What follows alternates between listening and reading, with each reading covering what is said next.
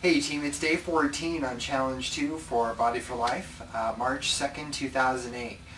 Well, I've been on this challenge now for about 2 weeks, and this challenge has been a huge contrast to the challenge that I had last time. This time around I'm having a whole lot more challenges, and it seems like a much bigger uphill battle than it has been in the past. And I think the reason for that is that I've been ever so slowly chipping away at my weight, and I've been on a plateau now for about 6 weeks. And I called EAS and I've changed up my diet. I've tried reducing my caloric intake. I've tried increasing my caloric intake. I can't possibly drink any more water than I am right now. I'm hitting record highs in the gym every single day that I go, and I just don't buy the fact that I'm gaining muscle every single week and losing fat.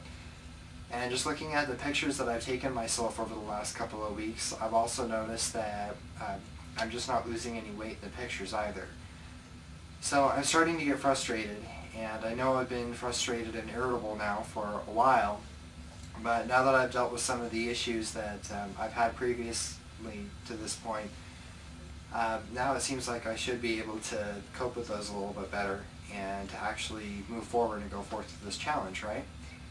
Well, not really. And this time around I'm thinking, you know what, this is going to be week 15 on the challenge for me, and I signed up for a 1-year long commitment, but on the other hand I really thought that I was going to see positive, consistent results over the long term, and this time around I'm just not getting them.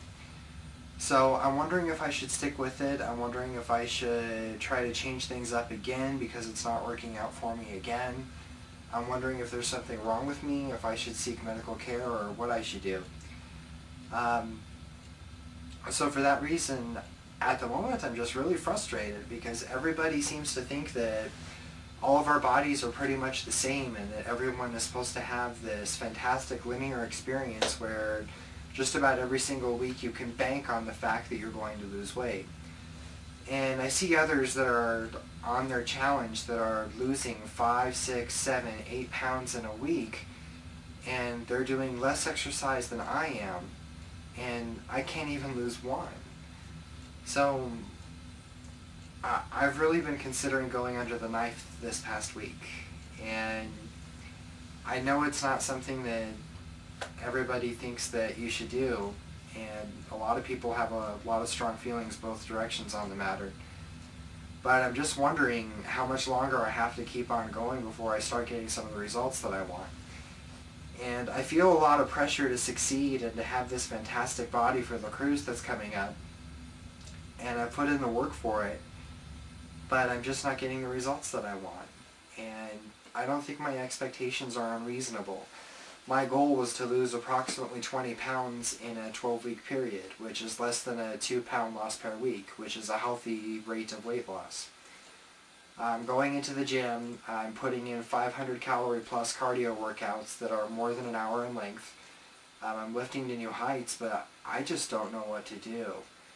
So if you've been at a plateau and this is not your first challenge, maybe it's your second, third, or fourth, how did you get through it?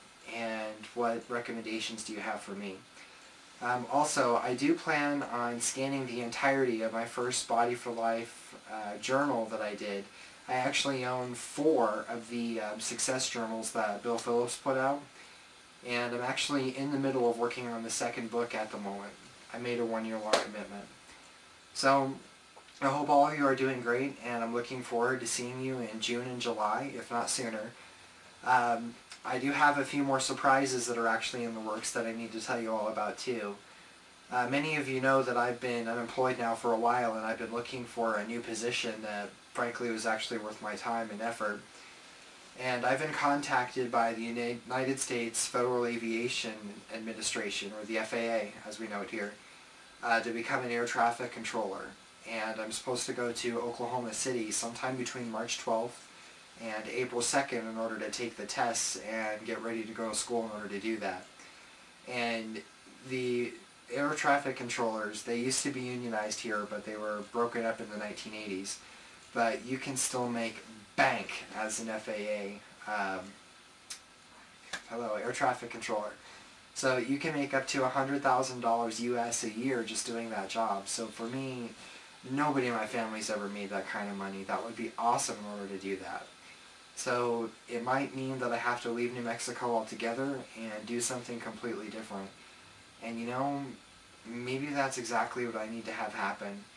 And I know I mentioned that I'm from Albuquerque in all of my videos, and you're supposed to be proud about the place that you come from. But the truth of it is, I think Albuquerque is honestly the most expensive third world country that I've ever been to. The problems are out of control. The city council has rigged every red light they possibly can to give out red light camera tickets. Thank you, Red Flex, out of Australia.